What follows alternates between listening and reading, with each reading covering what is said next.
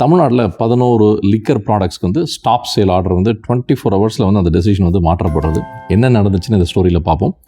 FSSAI அவங்க இன்ஸ்பெக்ஷனில் வந்து என்ட்ரிகா enterprises manufacture பண்ண சில ஆல்கஹாலிக் பெவரேஜஸில் ஆர்டிஃபிஷியல் அண்ட் நேச்சுரல் ஐடென்டிக்கல் இந்த ஃப்ளேவரிங் சப்ஸ்டன்ஸ் வந்து யூஸ் பண்ணப்படுறது சம்மந்தமாக காம்ப்ளைன்ஸ் இஷ்யூ வந்து ஐடென்டிஃபை பண்ணப்படுறது. அது வந்து அப்படின்னு இப்போ ஒரு ஃபியூ டேஸ் முன்னாடி இந்த ரிப்போர்ட் வந்தது, ரைட்? ஸோ இதை ஃபாலோ பண்ணி டாஸ்மாக் வந்து என்ன பண்ணுறாங்கன்னா என்ட்ரிகா மேனுஃபேக்சர் பண்ண 11 ப்ராடக்ட்டையும் இந்த சேல் அண்ட் மூவ்மெண்ட்டையும் கம்ப்ளீட்டாக ஸ்டாப் பண்ணுறாங்க. ஸோ அதில் வந்து பார்த்திங்கன்னா McDowell's number 1 fine brandy, honey bee fine brandy மாதிரி ப்ராடக்ட்ஸும் இந்த லிஸ்ட்டில் வந்து இருந்ததாக ரிப்போர்ட் சொல்கிறது.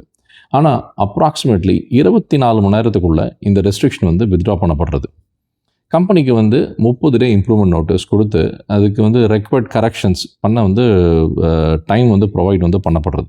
ஸோ நேச்சுரலி வந்து ஒரு கொஸ்டின் வந்து இப்போ வருது, ரைட்? என்னென்னா, ஃபஸ்ட்டு ஸ்டாப் சேல் ஆர்டர்லேருந்து இம்ப்ரூவ்மெண்ட் நோட்டீஸ்க்கு ஏன் இவ்வளோ சீக்கிரமாக வந்து டாஸ்மாக் வந்து மாற்றினாங்க?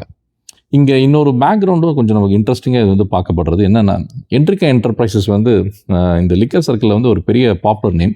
இந்த மகுண்டா ஃபேமிலி நேம் இவங்க வந்து முன்னாடி வந்து டெல்லி எக்ஸசைஸ் பாலிசி இன்வெஸ்டிகேஷன்லேயும் இப்போ வந்து அவங்க பேர் வந்து அடிபட்டிருக்கு, ரைட்? ஸோ ராகவ் மகுண்டா இடியில் வந்து அரெஸ்ட் பண்ணப்பட்டு லேட்டர் கோர்ட் அப்ரூவர் ஆகி பாடன் வந்து மன்னிப்பு வந்து பெற்றவர், right? So Magunta family later வந்து இவங்க என்ன பண்ணுறாங்கன்னா தெலுங்கு தேசம் பார்ட்டிக்கும் வந்து மூவ் ஆகுறாங்க. இப்போ டிடிபி உங்களுக்கு தெரியும், பிஜேபி லெட் NDA கோலிஷன் ஒரு இம்பார்ட்டண்ட்டான பார்ட்டி ஆந்திராவில். ஆனால் இந்த பொலிட்டிக்கல் பேக்ரவுண்டை தமிழ்நாடு ரெகுலேட்டரி டெசிஷனோட டைரக்ட்லி கனெக்ட் பண்ண நமக்கு எந்த பப்ளிக்காக எஸ்டாப்ளிஷ் பண்ண எவிடன்ஸ் எதுவும் கிடையாது. ஸோ நம்ம ஸ்பெகுலேஷன் பண்ண வேண்டாம். But it's an interesting connection to know. So இப்போ நமக்கு தெரிஞ்ச ஃபேக்ட்ஸ் என்னென்னா ரொம்ப சிம்பிள். என்னென்னா, இன்ஸ்பெக்ஷன் நடக்கிறது, அதில் வந்து 11 ப்ராடக்ட்ஸ் வந்து ஸ்டாப் பண்ணப்படுறது. அப்ராக்சிமேட்லி 24 ஹவர்ஸில் டெசிஷன் வந்து சேஞ்ச் ஆகுது. So 30 day improvement நோட்டீஸும் கொடுக்கப்படுறது, right? So government வந்து டீட்டெயில்டு ரீசனிங் வந்து இன்னும் பப்ளிக்காக வந்து இன்னும் எக்ஸ்பிளைன் பண்ணினா இந்த கன்ஃபியூஷனுக்கு கிளியர் ஆகும்.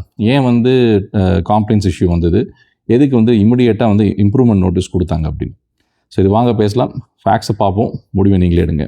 மறுபடியும் ஒரு இன்ட்ரெஸ்டிங் வீடியோவில் பார்ப்போம். மிக்க நன்றி.